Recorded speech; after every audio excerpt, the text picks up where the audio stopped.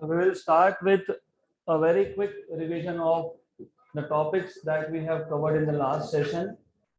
तो अगर आपको याद होगा तो लास्ट सेशन में we have seen what is hydrostatic paradox, और हाइड्रोस्टैटिक पैराडॉक्स में हमारे पास तीन वेसल थे जिनका बेस एरिया सेम था. Base area of all this three vessel is same. They are filled with same type of liquid up to same height, liquid या fluid anything you can say. तो हमारा expectation ये है, क्योंकि you can see जो vessel है middle vessel B, इसमें इसका शेप की वजह से सबसे ज्यादा लिक्विड किसमें होगा? बी में. तो if you remember pressure is force upon area, तो सबसे ज्यादा फोर्स ये लिक्विड लगाएगा क्योंकि इसका सबसे ज्यादा वेट होगा. Since vessel number B has more quantity of liquid, in this case liquid हमने लिया था water. इसका मतलब ये था कि इसमें जो water है उसका weight ज्यादा है. weight ज्यादा है मतलब force ज्यादा है, और force ज्यादा है मतलब pressure ज्यादा होगा, because pressure is force upon area. good, ये expectation है, but in reality we have seen कि तीनों के तीनों कंटेनर के बेस पे सेम प्रेशर लगेगा. हमारा एक्सपेक्टेशन था pressure at B should be greater than pressure at A and it should be greater than pressure at C. But in reality all the three pressures turn out to be same. इसको हम बोलते हैं hydrostatic paradox. और ऐसा क्यों हुआ? To understand this हमको देखना पड़ेगा what is the action of the liquid on the wall of container and what is the reaction of wall on the liquid. तो हमारे पास हमने एक एक करके first we will take container A. So if you see in case of container A, pressure का definition आपको याद होगा. जब हमने प्रेशर डिफाइन किया था तो what we have said, हमने बोला था कि जहां जहां पे लिक्विड का कांटेक्ट होगा वहां वहां पे लिक्विड फोर्स एक्सर्ट करेगा and that force per unit area is defined as pressure. तो कहां कहां पे लिक्विड का कांटेक्ट है? वॉल्स पे एंड बेस पे. तो वॉल्स पे लिक्विड का कांटेक्ट है सॉलिड के साथ, मतलब लिक्विड उस पे किस पे? वॉल पे क्या करेगा? एक्शन. एक्शन मतलब फोर्स एक्सर्ट करेगा. According to Newton third law of motion, every action has equal and opposite reaction. तो इस एक्शन को वॉल विल रिएक्ट, तो वॉल उसको रिएक्ट करेगा and there will be reaction. तो अगर आप देखोगे इस वॉल का रिएक्शन और अपोजिट वॉल का reaction, they are equal in magnitude but opposite in direction. मतलब इस केस में रिएक्शन कैंसल आउट हो जाता है. इसका मतलब बेस पे जो हम प्रेशर मेजर कर रहे हैं, it is purely due to weight of the liquid, मतलब it is only due to mg. इस केस में रिएक्शन का कंपोनेंट कंट्रीब्यूट नहीं करेगा बिकॉज इट कैंसल्स आउट. तो प्रेशर आप मेजर कर रहे थे बेस पे, वो प्रेशर आएगा प्योरली ड्यू टू वेट, मतलब purely due to mg. Good. अगर आप वेसल बी देखोगे तो ideally in case of vessel B हमारा एक्सपेक्टेशन ये है कि प्रेशर सबसे ज्यादा होना चाहिए. But what happens is in this case action, किसका एक्शन? लिक्विड का. किस पे? वॉल पे. और वॉल क्या है? इंक्लाइंड है. पिछले केस में वॉल क्या था? वर्टिकल था. द वॉल वाज वर्टिकल, यहाँ पे वॉल इज इंक्लाइंड. तो action of liquid on the wall is like this, और वॉल ने उसको कर दिया नॉर्मली रिएक्ट. तो normal reaction is opposite to action, और ये था normal reaction. This is normal reaction. दोनों साइड पे नॉर्मल रिएक्शन. तो if you remember normal reaction के हमने किए थे कंपोनेंट्स. तो दिस नॉर्मल रिएक्शन किसने लगाया है? वॉल ने. किस पे लगाया है? लिक्विड पे. It can be splitted up into components. You have horizontal components and you have vertical components. तो यहाँ पे जो हॉरिजॉन्टल कंपोनेंट है दे कैंसल आउट, और जो वर्टिकल कंपोनेंट है दे एड अप. लेकिन जो वर्टिकल कंपोनेंट एड अप हुए वो एड अप हुए इन द अपवर्ड डायरेक्शन. तो यहाँ पे ये वर्टिकल कंपोनेंट्स, किसके वर्टिकल कंपोनेंट्स? नॉर्मल रिएक्शन के, वो एड अप हुए इन द अपवर्ड डायरेक्शन. इसमें जो लिक्विड था उसका वेट कहाँ है? डाउनवर्ड डायरेक्शन में. मतलब यहाँ पे wait of the liquid is acting downward, और नॉर्मल रिएक्शन के वर्टिकल कंपोनेंट्स आर अपवर्ड. तो इसका मतलब यहाँ पे सब्ट्रैक्शन होगा. किसका, डाउनवर्ड फोर्स और अपवर्ड फोर्स का। हमारा एक्सपेक्टेशन था कि सबसे ज्यादा लिक्विड है तो सबसे ज्यादा प्रेशर होगा, लेकिन हुआ क्या, ये जो नॉर्मल रिएक्शन के वर्टिकल कंपोनेंट्स है उसने इफेक्ट कम कर दिया। किसका इफेक्ट कम कर दिया, वेट का। सो vertical components of normal reaction reduces the effective wait of the liquid. मतलब ज्यादा फोर्स लगना चाहिए था बेस पे लेकिन नहीं लगा। So you need to remember, because of this components, normal reaction के वर्टिकल कंपोनेंट्स ने वेट जो ज्यादा हो गया था compare to this case, compare to a case, तो नॉर्मल रिएक्शन के वर्टिकल कंपोनेंट ने उसको न्यूट्रलाइज कर दिया। न्यूट्रलाइज करना मतलब जितना पहले केस में वेट है उतना ही दूसरे केस में वेट है, तो pressure at the base is same. Then हमने देखा था तीसरा case, and third case I have told you to write by yourself, I will just explain. तो तीसरे केस में क्या था हमारे पास, तीसरा जो केस है बेस एरिया सेम है लेकिन कंटेनर इसका जो ओपन एंड है इट इज नैरो। इसका मतलब अगर मैं सेम हाइट तक एक फ्लूइड भरता हूं तो सबसे कम क्वांटिटी फ्लूइड का इसी में जाने वाला है। And in this case the action of fluid on the wall is this, मतलब इट इज लाइक दिस, और reaction is opposite to this, तो दिस इज रिएक्शन। तो यहाँ पे अगर आप देखोगे तो नॉर्मल रिएक्शन यहाँ पे भी it is not along x, not along y, it is in the xy plane.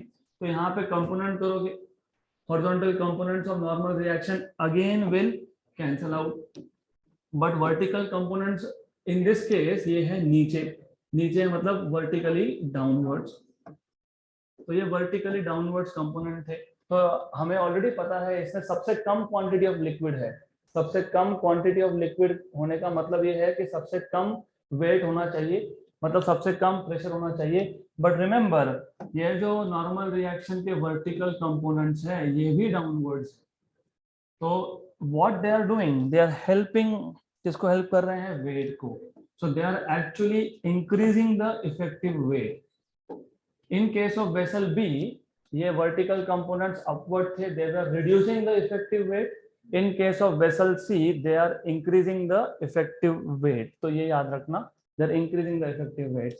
हमारा एक्सपेक्टेशन था कि सबसे कम प्रेशर यहाँ पे होना चाहिए because there is minimum amount of liquid, but weight को किसने हेल्प किया, vertical components of normal reaction, मतलब ओवरऑल यहाँ पे भी प्रेशर होगा सेम। तो दिस वाज हाइड्रोस्टैटिक पैराडॉक्स। इसके बाद हमने देखा था पास्कल्स लॉ, और पास्कल्स लॉ का हमने लाइव डेमोन्स्ट्रेशन भी किया था। I will just repeat it again, not the demonstration but what we have done. हमने ऐसा किया था, विंडोज को ओपन किया, कर्टन्स को ऐसे रखा, एंड ये जो डोर था इस डोर को हम अगर ओपन करेंगे तो you will see automatically at the same time you will see there is this curtains will go inside, right. मतलब बेसिकली आइडिया ये था, remember this classroom is like this container, ये जो कंटेनर ड्रॉ करके रखा है, the classroom is like container. Container में क्या है, एयर, एयर मतलब क्या है, फ्लूइड, फ्लूइड कहाँ है, रेस्ट पे। तो condition number 1 for Pascal's law, you should have a fluid at rest and fluid should be enclosed, it should not be open. तो हमारे पास एक फ्लूइड है at rest, then when I was opening the door, door open करना मतलब pressure change करना। तो according to Pascal's law, the change in pressure in any part of the enclosed fluid at rest will be transmitted undiminished and instantly. इसका मतलब मैंने अगर एक भी कॉर्नर में प्रेशर चेंज किया, सेम प्रेशर हर एक जगह पे जाएगा at the same time and with the same strength. Undiminish मतलब the strength will also be same. तो condition number 1, fluid should be at rest. Condition number 2 is if you change the pressure at any point, you can change it anywhere you want, जहां चाहे वहां change कर दो। तो उसके लिए हमने एक एग्जांपल भी लिया था।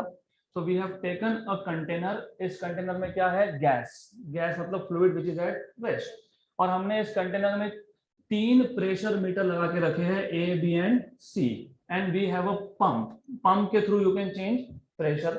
तो according to Pascal's law, the change in pressure in an enclosed fluid at rest is transmitted instantly and undiminished at every part of the fluid, and also to the walls of the container. मतलब basically अगर मैंने pressure pump P के through pressure change किया तो immediately मुझे A में change in pressure दिखेगा, B में भी दिखेगा और C में भी दिखेगा. This is important. इमीडिएटली मतलब इंस्टेंटली.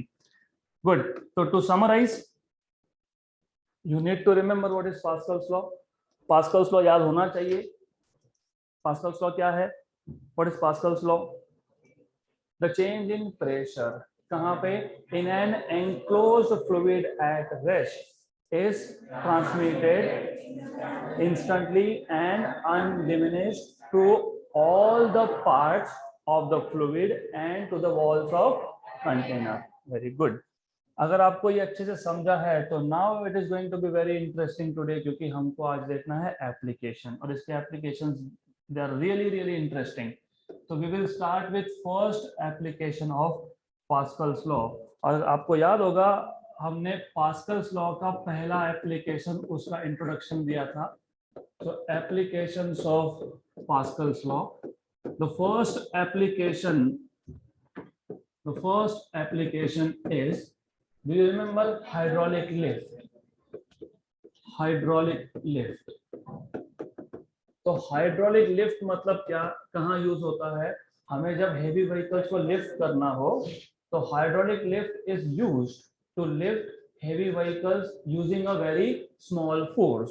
तो पॉइंट नंबर 1 हम डायग्राम भी देखेंगे, लेकिन उसका यूज क्या है पहले वहां से स्टार्ट करेंगे. Hydraulic lift is used to lift heavy vehicles मतलब heavy objects using a small force. And definitely, because we are looking at applications of Pascal's law, it is based on the principle of Pascal's law. It is based on the principle of Pascal's law. ये कहाँ use होता है? Mostly garages में, service centre में, या फिर अगर आपको पता होगा there is something called as वजन काटा, where you measure weight of heavy vehicles. And what is the structure? इसका बेसिक स्ट्रक्चर क्या है? आपके पास एक टैंक है, and this tank is basically divided into 2 section. एक सेक्शन का क्रॉस सेक्शन बड़ा है and the other one is of lower cross section. Then you fill this tank with a liquid. तो आपने इस टैंक में एक लिक्विड भर के रखा है. Mostly water is used. Why? Because first of all water is available in ample quantity. दूसरा, हमको उसके लिए इतना पे नहीं करना पड़ता. Very obvious, right? So you fill this with water. Most of the service centers, they use water because it is easily available and of course the cost is also less.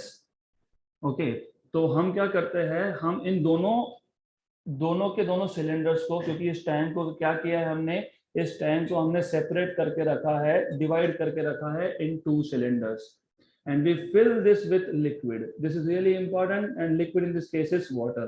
Then what we do is, इन दोनों के ऊपर piston लगा के रखा है. You have a piston over here. Let us say this is piston S1 और इसका cross sectional area मैं मान लेता हूँ A1 है. So this is piston S1 with area of cross section A1. Here you have, यहाँ पे आपके पास piston है S2 with area of cross section A2. So you have a piston with cross sectional area A2 and the piston is S2. Right?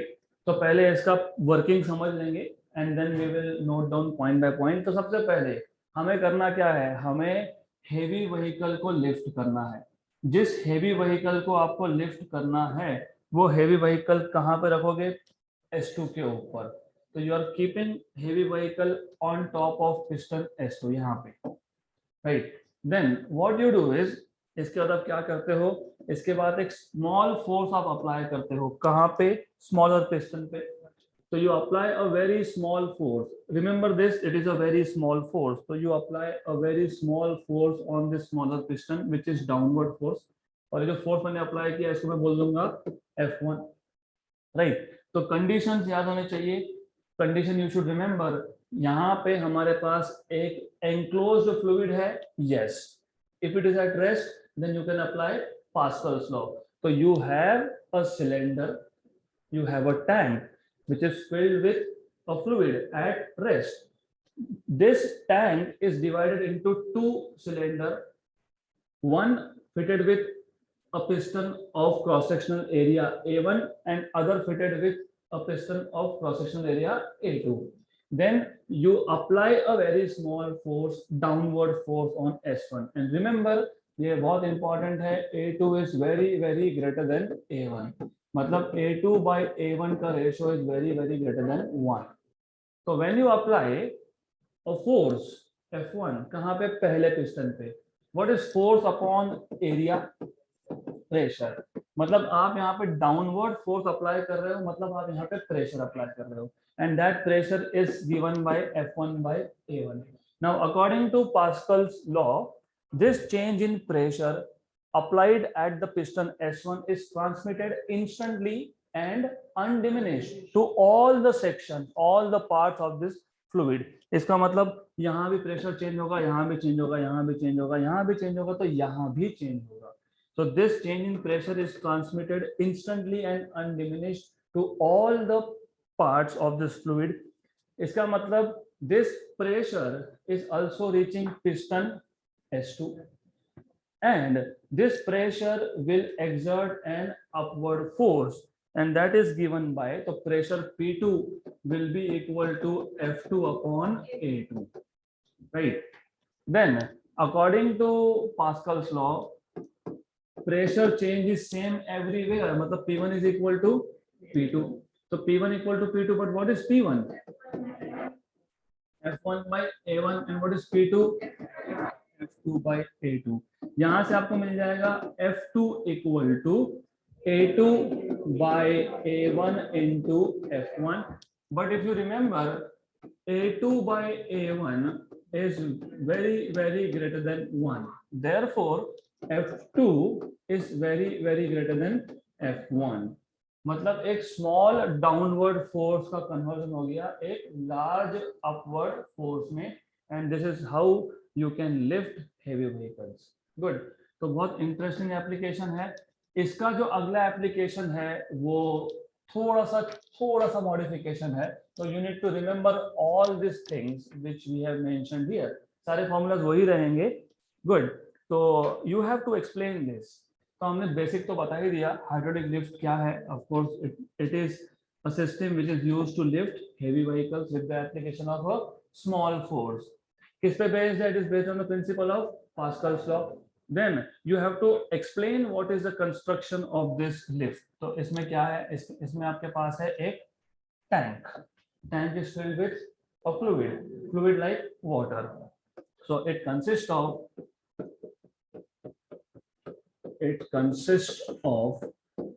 a tank and filled with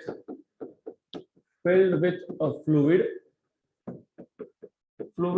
like water at rest.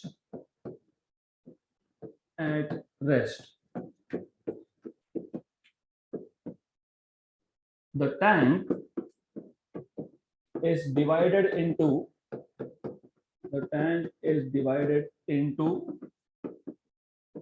two cylinders. दो cylinder लगा दिए, मतलब division डाल दिया बीच में. Simple. Then with cross sectional area, इसको नाम दे देंगे cylinders S1 and S2. One with cross sectional area A1. तो मैं एक काम करता हूँ, यहीं पे एक्सटेंड कर देता हूँ. To cylinders S1 with cross sectional area A1 with cross sectional area A1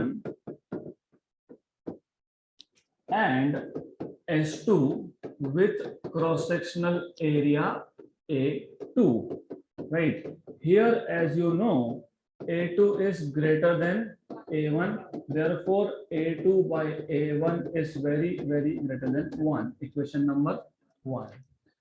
इसके बाद क्या किया था हमने, एक फोर्स अप्लाई किया था। कौन सा फोर्स था? स्मॉल फोर्स था। कहाँ था? स्मॉलर पिस्टन पे था, right. A small force, a small कौन सा force? Downward force. A small downward force F1 is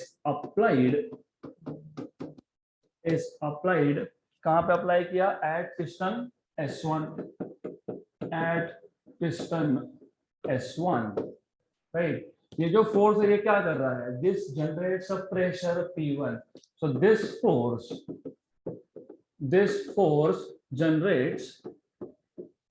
generates a pressure P1 कहाँ पे? at S1, right? Then according to Pascal's law, what will happen according to Pascal's law? This change in pressure will transmit instantly and undiminished. According to Pascal's law, this change in pressure is transmitted. How it is transmitted? Instantly and undiminished. कहाँ पे? at every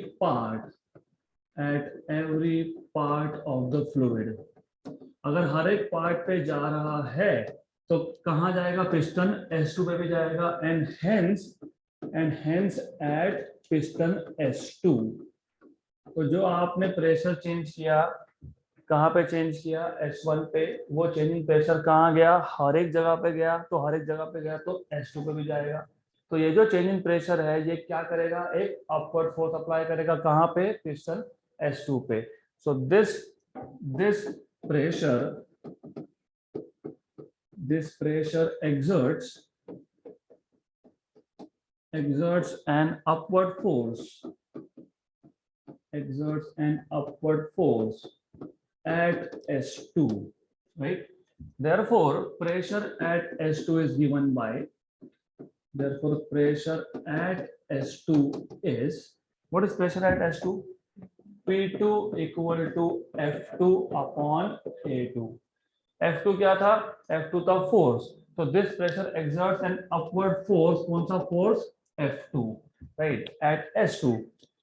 But according to Pascal's law,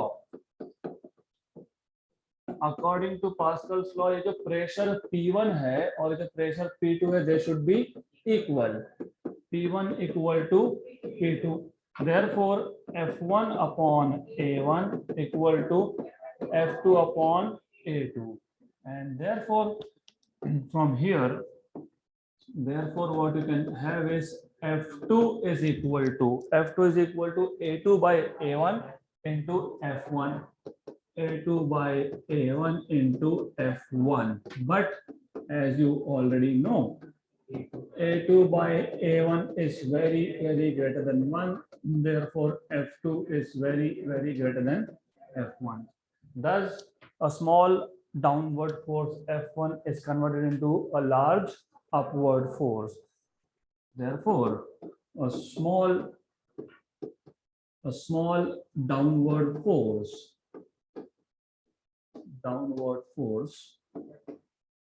F1 is converted to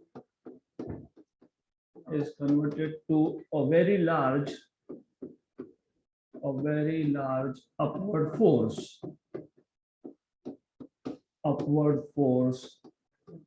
F2, thus helping you to lift a heavy vehicle. तो ये है उसका application number 1. Application number 2 is similar to application number 1, almost same है, जिसको हम बोलते हैं hydraulic press. अब ऐसा है, you basically this is real life में इसका बहुत एप्लीकेशन है. बिकॉज इफ यू नो, आप जो ऑयल यूज करते हो, cooking oil, be it sunflower oil, be it groundnut oil, be it soybean oil, तो उसमें से ऑयल एक्सट्रैक्शन कैसे होगा? तो oil extraction is based on Pascal's law. या फिर अगर आपको मेटल शीट बनाना है, थिन मेटल शीट, अगर मुझे आयरन का थिन शीट बनाना है, फॉर एग्जांपल एरोप्लेन्स में, शिप में, बहुत सारी जगह पे आपको वेरी थिन मेटल शीट लगता है। और अगर आप मेटल्स की बात कर रहे हो तो मेटल्स का स्ट्रेंथ बहुत हाई होता है, उनका शेप चेंज करना इतना इजी नहीं है। ऊपर से यूनिफॉर्म शीट बनाना वो तो बिल्कुल भी इजी नहीं है। You want to make uniform sheet. या फिर कॉटन को प्रेस करना है, या फिर कॉटन में से आपको अगर वाटर का कंटेंट निकालना है, तो what you do is you use Pascal's law to do that. तो सेकेंड एप्लीकेशन है hydraulic lift, hydraulic press, sorry, hydraulic press और हाइड्रोलिक लिफ्ट में एक छोटा सा डिफरेंस है, वेरी वेरी माइन्यूट डिफरेंस। तो what is the difference? Construction wise दोनों ऑलमोस्ट सेम है। तो what I will do is, अगर सेम है तो डायग्राम भी हम यहाँ से यूज कर लेंगे। तो we can just take the same thing and I will show you what is the change. तो what is the change? We will see a very very minute change is there. तो in case of hydraulic press, the structure is more or less same, almost same,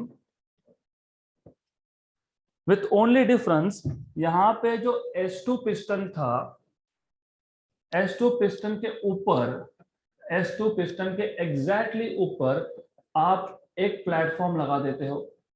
तो you have a platform here.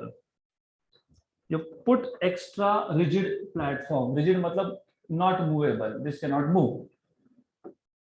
So you have a platform M, let us say, यहाँ पे एक platform रख दिया M, और ये जो है ये फिक्स्ड प्लेटफॉर्म है, it cannot move.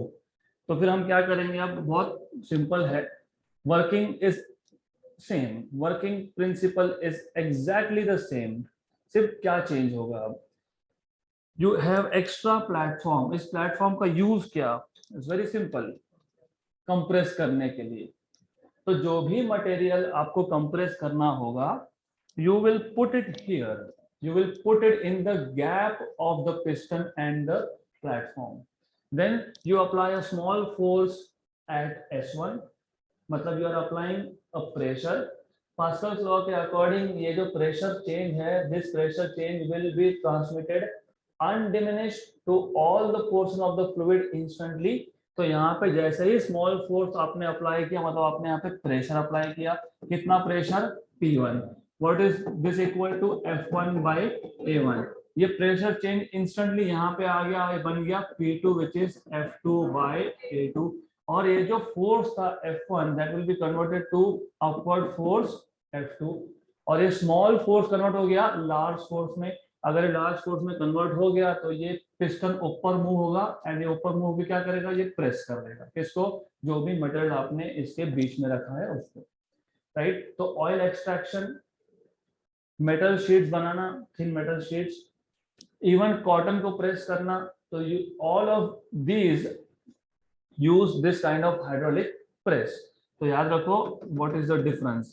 तो again as I told you, कोई भी टॉपिक को एक्सप्लेन करने से पहले एक डायग्राम और उसका basic purpose, why do you need this. तो सबसे पहले why do we need this kind of arrangement.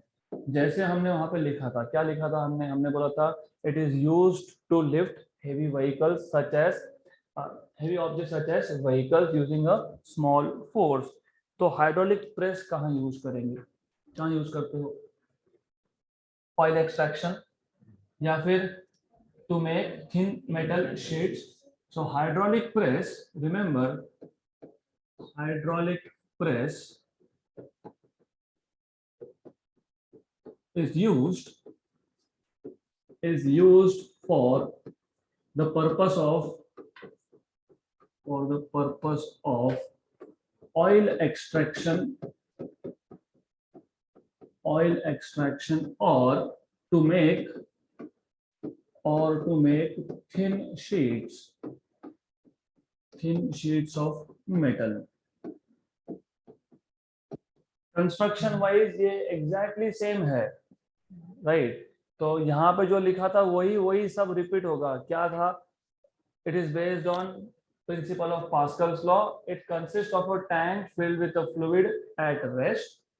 The tank is divided into two cylinders, S1 with cross-sectional area A1 and S2 with area A2. सिर्फ इसमें change होगा. अब आप बोलोगे above piston S2 there is a fixed platform M. Good. And ये fix platform M और जो S2 piston है इसके गैप में क्या रखा है आपने, material which is to be compressed. Good. तो बाकी सब सेम है. It is based on principle of Pascal's law या just Pascal's law. It is based on Pascal's law. And construction wise it consist of a tank filled with a fluid like water at rest.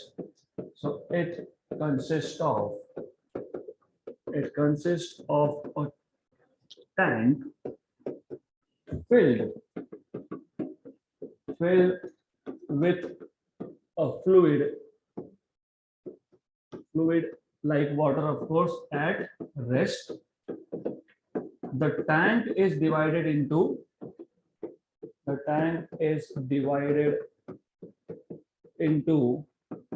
two cylinders, two sections, whatever you want to say, two cylinders, right, with pistons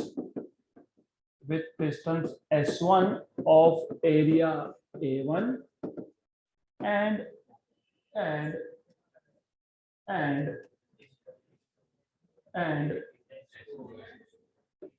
piston S2 of area A2. So the only change here is क्या extra था? Extra क्या था? Platform. A platform M is fixed above S2. Right. अब क्या करोगे? The gap between S2 and M is filled with material to be compressed. The gap between S2 and M is filled with material or substance to be compressed or to be pressed. Good. Then a small force F1 is applied कहाँ पे? S1 पे, downward force. A small downward force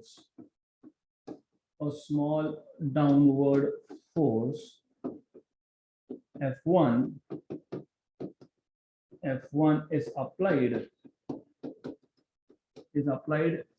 at piston S1. ये small downward force ने क्या किया? Pressure generate किया. कहाँ पे किया? S1 पे किया. तो this small force F1 generates pressure. This force F1 generates pressure. कहाँ पे जनरेट किया? S1 पे. Generates pressure just below S1.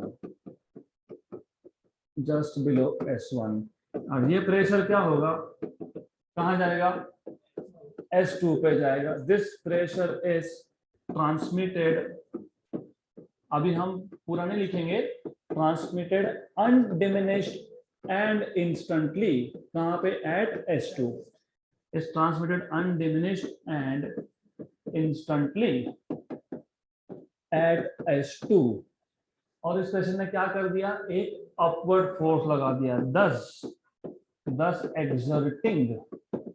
thus exerting an upward force F2 at S2, right? We know that. What do you know? You know A2 is very, very greater than A1. Therefore, बाकी का story same है. अब A2 by A1 is very, very greater than 1, right? But you know P1 is F1 upon A1 and P2 is F2 upon A2. But according to Pascal's law, P1 equal to P2. According to Pascal's law,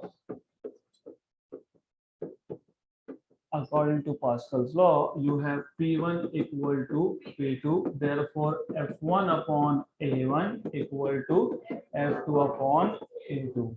तो यहाँ से आपको मिल जाएगा F2 का equation and that will be A2 by A1 into F1. So therefore you will have F2 equal to A2 by A1 into F1. But already mentioned A2 by A1 is greater than 1. So F2 by F2 is also very, very greater than F1. Thus, we have a very large force which is required to compress.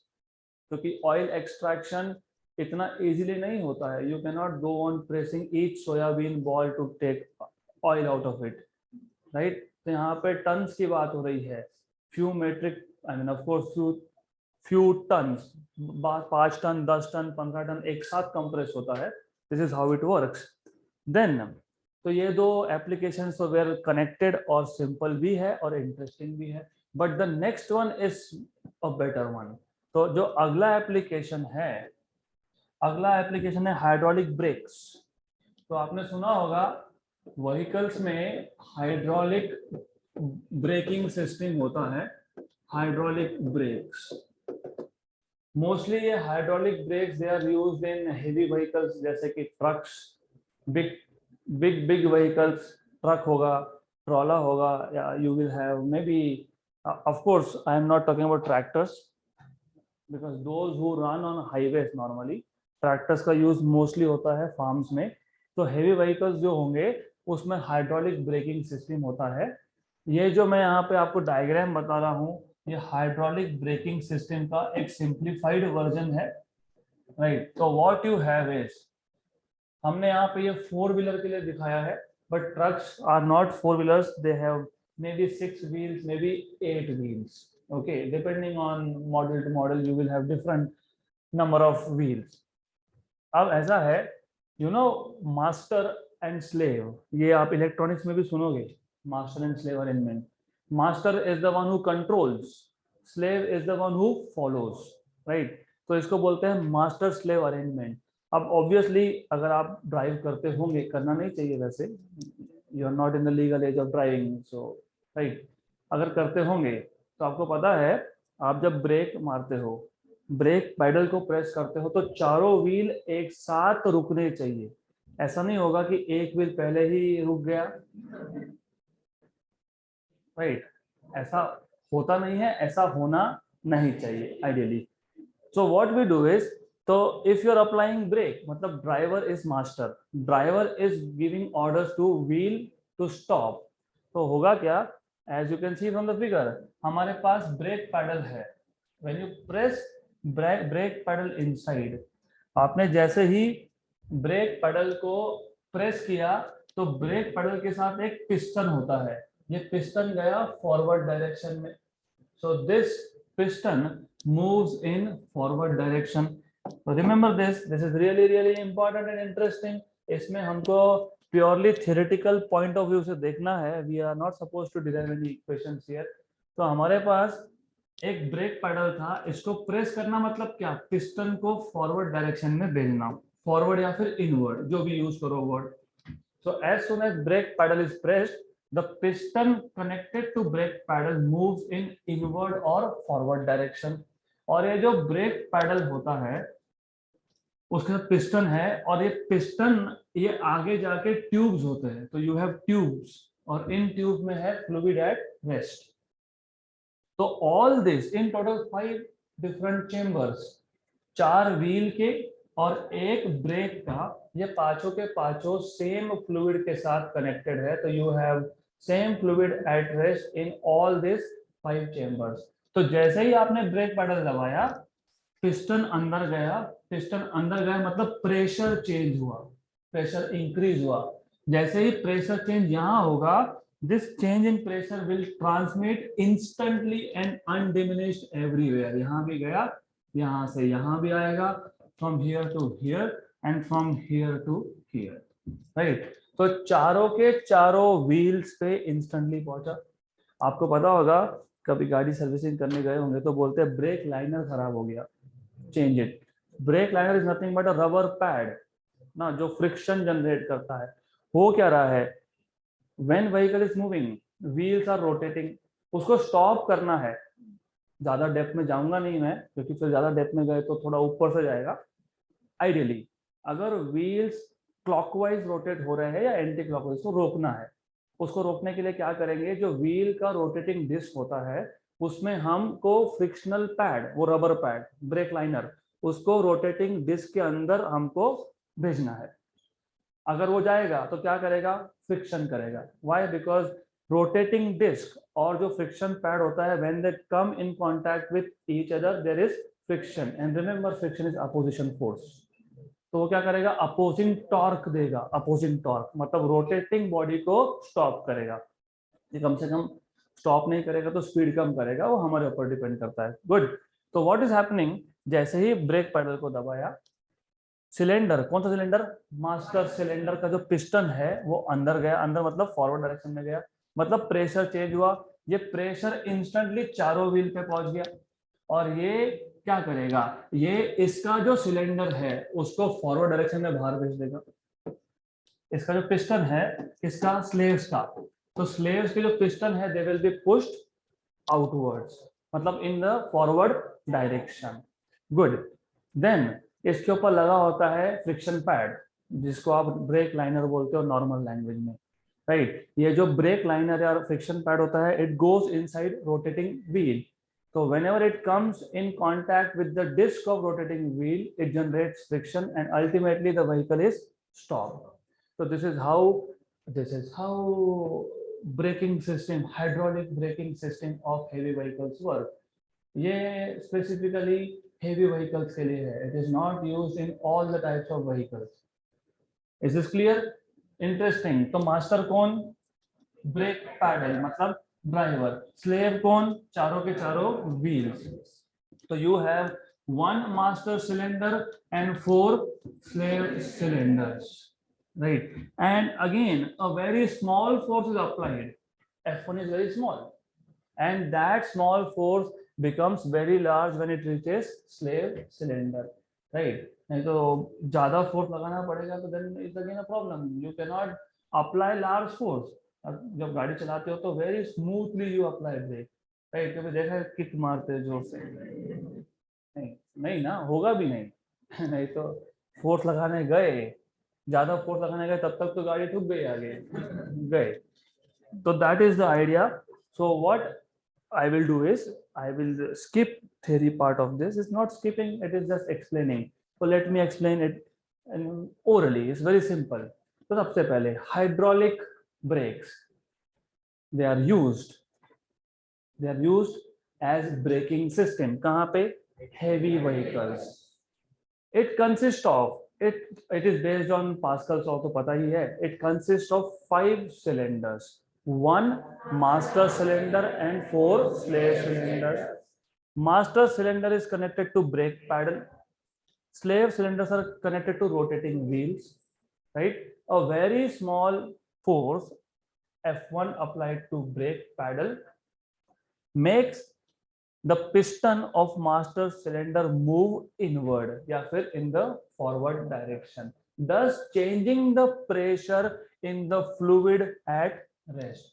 This fluid is connected to all the 4 wheels via different tubes. So the change in pressure at the brake pedal is transmitted instantly and undiminished at all the 4 slave cylinders. This change in pressure will push, किसको push किया? Piston को, will push the piston at the slave cylinder in forward direction, मतलब outwards. यहाँ पे inwards था, वहाँ पे outwards है, right? So as the piston of the slave cylinder is pushed outwards, उसके ऊपर क्या था? Friction pad. The friction pad mounted on it comes in contact with rotating disc of the wheel, thus generating friction and making the vehicle stop. This is how it works. Simple, good. So writing part I hope is not required because you already have notes now, right? So 4-5 lines में you can explain, and diagram, remember this is the most simplified diagram. Then if it is clear, we can now move to अभी तक हमने क्या किया throughout this chapter so far what we have done so far, we have defined what is pressure. Then if you remember, उसके बाद क्या किया था, प्रेशर मेजर किया था due to a liquid column. उसके बाद एटमॉस्फेरिक प्रेशर मेजर किया था. उसके बाद हमने absolute and gauge pressure measure किया था. उसके बाद हमने हाइड्रोस्टैटिक पैराडॉक्स देखा, and after that Pascal's law and application of Pascal's law. तो throughout from the beginning of this chapter हमने अभी तक प्रेशर मेजर कैसे करते हैं वो देखा नहीं. तो हमको अभी देखना है हाउ टू मेजर प्रेशर. तो प्रेशर मेजरमेंट के लिए 2 डिवाइस है. एक है एटमॉस्फेरिक प्रेशर मेजर करने के लिए, एक है गेज प्रेशर मेजर करने के लिए. You remember gauge pressure is the pressure purely due to fluid. It has nothing to do with atmosphere. तो next topic is related to pressure measurement. तो how do we measure pressure? Basically आपको पता होना चाहिए the instrument और the device which are used to measure pressure are known as, 3 नाम है. They are called as pressure meters, they are called as pressure gauges, or they are also called as vacuum gauges, right? So instruments or devices which are used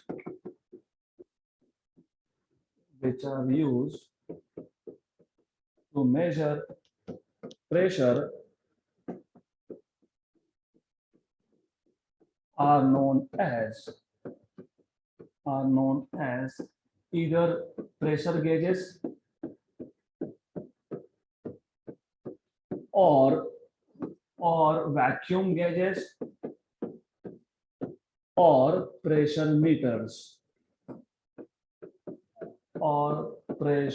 meters.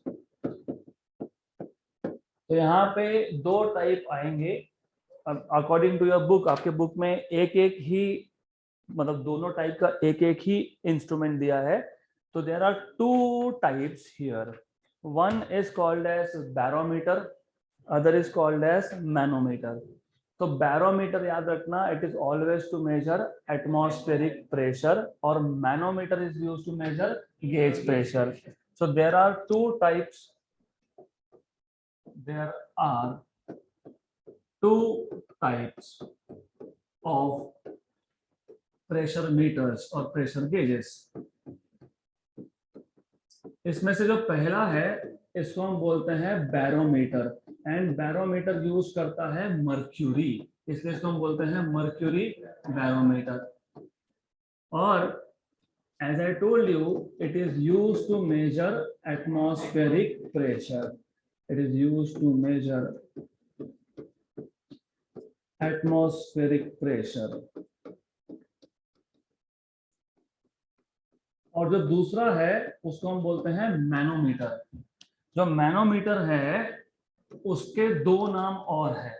एक है open tube manometer या फिर you tube manometer, क्योंकि जो tube है वो you के shape में होता है, और ओपन ट्यूब क्योंकि उसका एक आर्म ओपन होता है. We will see exact structure of it. तो मर्क्यूरी बैरोमीटर या फिर open tube, otherwise is also called as U tube, open tube manometer.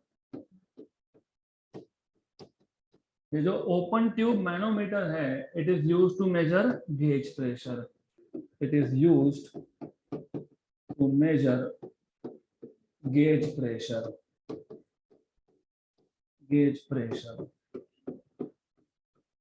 तो we will discuss one by one. हम लोग पहले देखेंगे मर्क्यूरी बैरोमीटर का construction and its principle of working. तो सबसे पहला है मर्क्यूरी बैरोमीटर। बहुत सिंपल इंस्ट्रूमेंट है, इट इज वेरी सिंपल।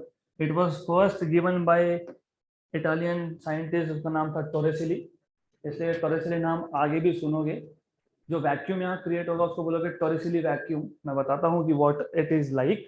तो सबसे पहले it is so simple instrument. हमारे पास यहाँ पे है एक tube, glass tube.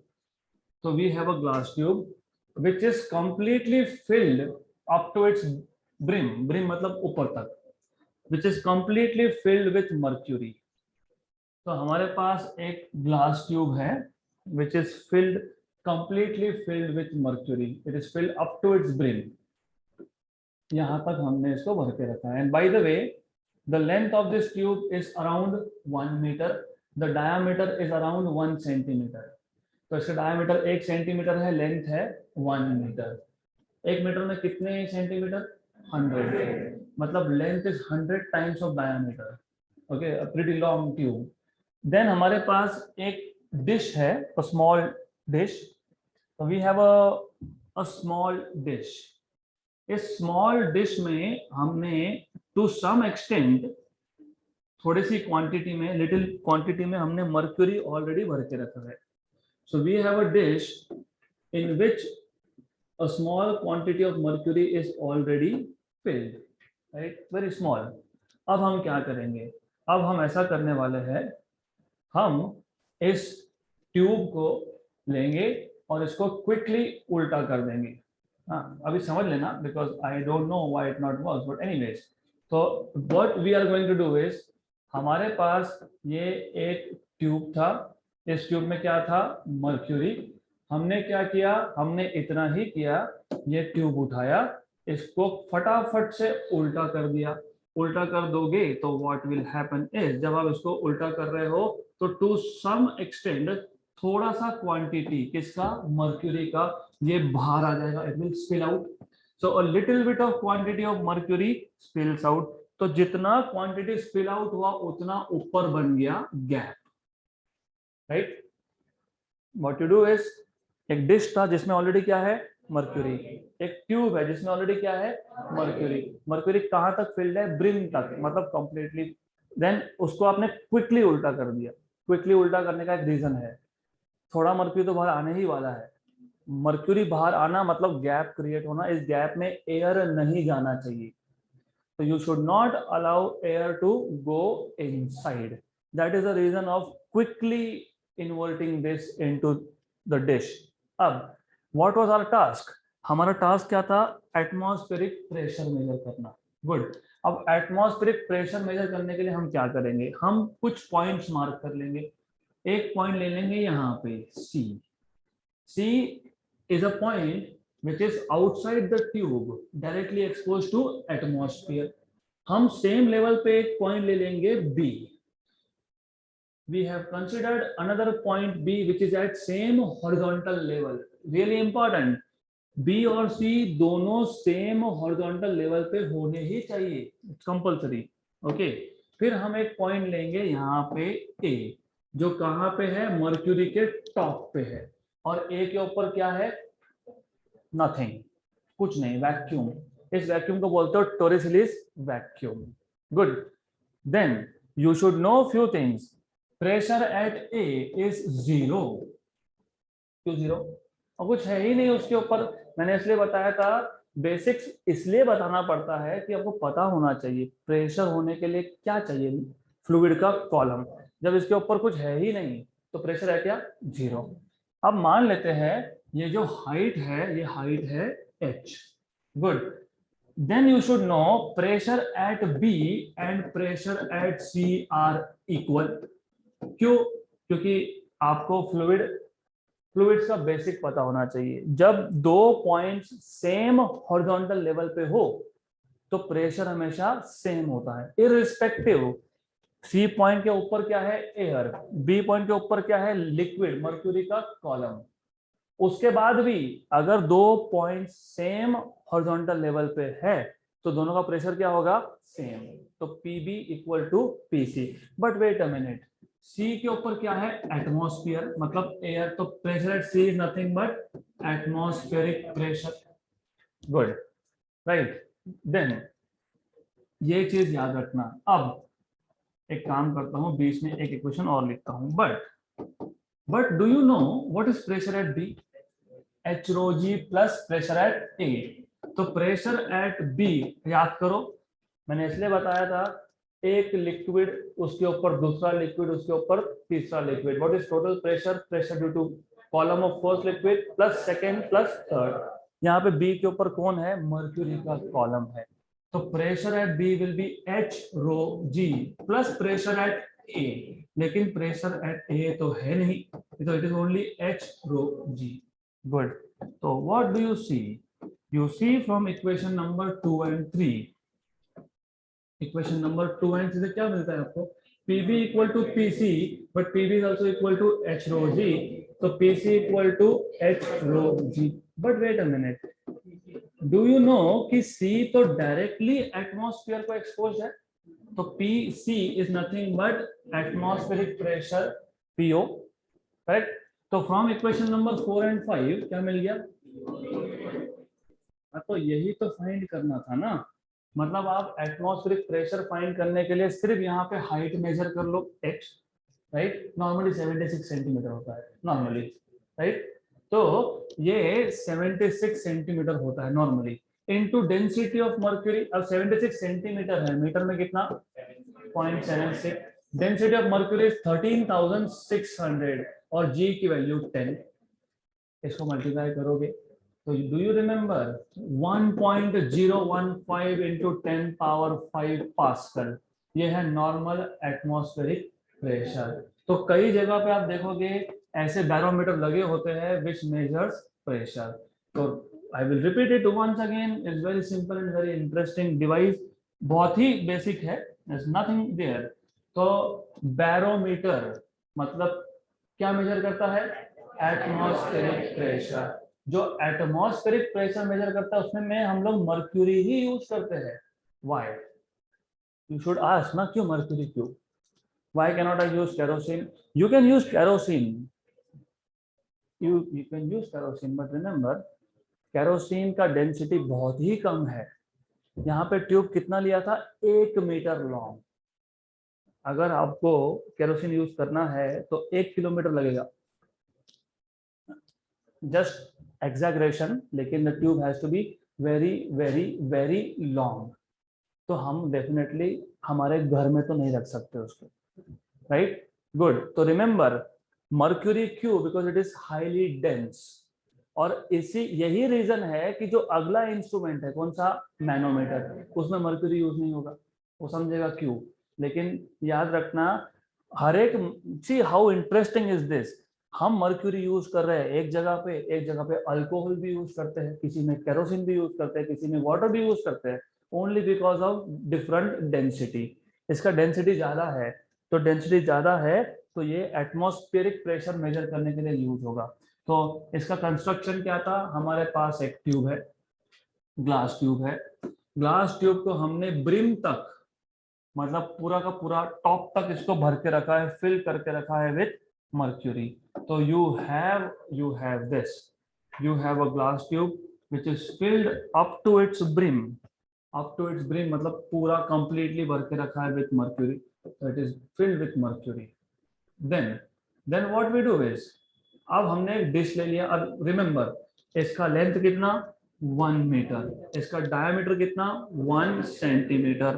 Very good. Then what we have done, इसके बाद we have taken a small dish, और इस स्मॉल डिश में हमने टू सम एक्सटेंट एक small quantity of mercury already रखा है।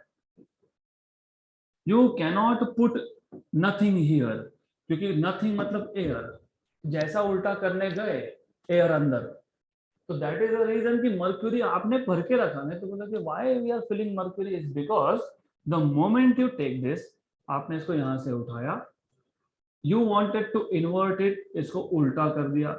इसको जैसे ही उल्टा किया तो क्या होगा? यहाँ पे ऊपर थोड़ा सा स्पेस बन जाएगा, जिस स्पेस में कुछ भी नहीं है। कुछ भी नहीं मतलब क्या है? वैक्यूम है। राइट। इमेजिन अगर आपने यहाँ पे मर्क्यूरी नहीं रखा होता तो क्या जाता अंदर, एयर। अगर एयर जाता तो यहाँ पे भी एटमॉस्फेरिक प्रेशर बन जाता, एयर प्रेशर, राइट। लेकिन ऑफ कोर्स एटमॉस्फेरिक नहीं बोल सकते क्योंकि उसका हाइट कम है, तो यहाँ पे एयर प्रेशर होता है, एटमॉस्फेरिक नहीं लेकिन एयर प्रेशर। मतलब मुझे यहाँ पे ए पॉइंट पे प्रेशर जीरो नहीं मिलता, हमको क्या चाहिए वहां पे, जीरो। अब क्या किया हमने, 3 पॉइंट सिलेक्ट कर लिए। एक ले लिया सी पॉइंट, सी पॉइंट कहाँ है, फ्री सरफेस ऑफ मर्क्यूरी पे, लेकिन कहाँ पे, outside the tube. B point कहाँ है, सेम हॉरिजॉन्टल लेवल पे लेकिन इनसाइड द ट्यूब। अब 3-4 इक्वेशन है, simple simple. Pressure at A is zero क्योंकि यहाँ पे ऊपर टॉर्सलिस वैक्यूम है। Pressure at B is equal to pressure at C क्योंकि दोनों सेम हॉरिजॉन्टल लेवल पे है। But pressure at B is h rho g where h is the height of mercury column plus pa, but pa कितना है, zero. therefore pb कितना आ गया, h rho g। अब equation 2 के हिसाब से pb इक्वल टू pc है, 3 के हिसाब से pb equal to h rho g है, तो pc कितना आ गया, h rho g। लेकिन सी पॉइंट तो डायरेक्टली एटमॉस्फेयर को एक्सपोज था, तो PC is equal to PO, therefore PO equal to H rho G। So this is the way you basically find out what is atmospheric pressure. Then अगला instrument मैं सिर्फ introduce करूंगा, हम details देखेंगे next session में, just to understand the difference. मैंने बताया जो अगला इंस्ट्रूमेंट है, अगला इंस्ट्रूमेंट उसको बोलते हैं मैनोमीटर। मैनोमीटर में होता है यू ट्यूब। तो यू हैव यू ट्यूब, मतलब tube which is in the form of U shape, और इसको ओपन ट्यूब भी बोलते हैं क्योंकि इसका एक एंड होता है ओपन। तो ऑलवेज रिमेंबर, नाम ऐसे ही नहीं दिया उसको, यू शुड नो कि there is a reason behind calling it U tube और ओपन ट्यूब। तो ऐसा है, आपके पास एक ट्यूब है which is in the form of U shape, तो यू शेप के फॉर्म में है आपके पास एक, गुड फाइन, देन मोर और लेस, गुड समझ लेना आप, सेम लेवल है। Okay, I know they are shifted but I can not help it. Then ऐसा है, अब इसमें, इसके अंदर आप एक फ्लूइड भरते हो, और फ्लूइड भरते हो विच इज लेस डेंस, जैसे वाटर या फिर केरोसिन, तो यू फिल इट। और ऐसा क्यों, ऐसा इसलिए क्योंकि मुझे दोनों आर्म्स में, दो आर्म है ना इसके, यूट्यूब के कितने आर्म, दो, तो दोनों आर्म में जो लेवल का डिफरेंस है, किसका लेवल, फ्लूइड का level, that level difference should be appreciable. Appreciable मतलब मेजरेबल। रिमेंबर दिस, इसमें हमने लेस डेंस लिक्विड भरा है क्योंकि ये दोनों आर्म्स में जो फ्लूइड का लेवल है वो मेजरेबल होना चाहिए। ज्यादा डेंस भर दिया तो डिफरेंस ही नहीं रहेगा, राइट। और क्या किया, और ये किया कि हमको हमको ये किसके लिए यूज किया था, गेज प्रेशर। गेज प्रेशर मतलब pressure due to a fluid. तो हमारे पास एक कंटेनर है, ये कंटेनर है, जैसे आपका गैस का सिलेंडर, या फिर ऑफ कोर्स किसी एक कंटेनर में आपने गैस भर दिया, या फिर टायर का प्रेशर, राइट। तो यहाँ पे क्या करेंगे, हम इसको कनेक्ट कर देंगे, सिंपल। तो यहाँ पे what we are doing is, हमारे पास एक सिलेंडर था डी, इसमें गैस है, हमको गैस का प्रेशर मेजर करना है। हमने कनेक्ट कर दिया यू ट्यूब शेप, ये ट्यूब है, ये यू शेप्ड है, इसको बोलते हैं मैनोमीटर। इसमें क्या फिल किया है, केरोसिन या फिर water, because it is less dense. अब ऐसा करेंगे, यहाँ पे एक पॉइंट ले लेंगे सी, सेम हॉरिजॉन्टल लेवल पे पॉइंट ले लेंगे बी, और यहाँ पे एक पॉइंट ले लेंगे A is directly expose to atmosphere. ये ओपन एंड है, इसलिए क्या बोला इसको, open tube manometer, right. Logically speaking simple है। Pressure at A is atmospheric pressure, pressure at B is equal to pressure at C because they are at the same level, but pressure at C is equal to pressure at D, क्यों? Pascal's law. Enclose fluid में pressure हर जगह पे क्या होता है? Same. तो जो डी में है वही सी में है, राइट। इसका मतलब ध्यान यहाँ पे चाहिए है मुझे, I have adopted zero tolerance policy. ध्यान यहाँ पे, मतलब यहाँ पे, दैट्स इट। तो PV equal to PC equal to PD. But wait a minute, do you see B के ऊपर एक कॉलम है जिसका हाइट है h, उसके ऊपर एयर है, तो यहां से पीवी क्या मिलेगा? H rho g plus PO equal to P. मिल गया प्रेशर इन द कंटेनर, क्योंकि एटमॉस्फेरिक प्रेशर तो पता ही होता है ना। और एच तो आप फाइंड कर सकते हो, यहाँ पे स्केल होता है, यहाँ पे मार्किंग होता है 10 सेंटीमीटर, ठीक है, 10 सेंटीमीटर 10 सेंटीमीटर। रो क्या है? जो भी लिक्विड यूज किया होगा, वाटर यूज किया होगा, तो 1000, तो 10 सेंटीमीटर मतलब कितना मीटर? 10 power minus 1। रो कितना? 1000, 1000 टू 10 पावर माइनस 1 कितना? 10 पावर 2। जी कितना? 10, राइट। तो ये आ गया 1000, करेक्ट। और एटमॉस्फेरिक प्रेशर तो पता ही है, 1.05 into 10 power 5। So this is how you measure what is the pressure inside, मतलब pressure of fluid। तो गेज प्रेशर क्या था? फ्लूइड प्रेशर था। तो डी के अंदर क्या है? फ्लूइड है। तो किसका प्रेशर मेजर किया? फ्लूइड का। मतलब ये है pressure gauge, you are measuring gauge pressure here. Good, so that's it for today.